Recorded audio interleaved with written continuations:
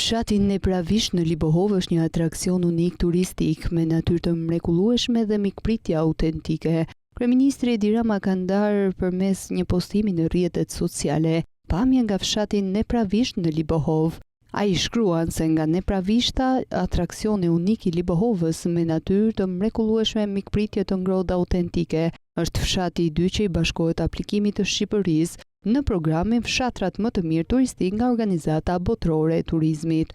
Nepravishta është fshati i dytë që i bashkohet kësaj nisme, pas suksesit të kandidaturës së Voskopojës. Programi synon të promovojë zona rurale me potencial të lartë turistik, duke nxitur zhvillimin e qëndrueshëm dhe ruajtjen e trashëgimisë kulturore dhe natyrore. Në këtë fshat ka disa monumente kulture, si Kalaja e Melanit, ujësjellësit në Teqen e Melanit, Kisha Paleo-Kristiane e Manastareqit, Teqeja e Melanit, që mendohet se është një zgjatim i qytetit antik i lirë të Antigones, ose i ngritur në gjurmët e një qyteti ende të panjohur i lirë. Zonat e mbrojtura në Kalan e Melanit janë një tjetër monument kulture i vitit 1963, me një sipërfaqe prej 37.000 m2 dhe gështenjave të Nepravishtës.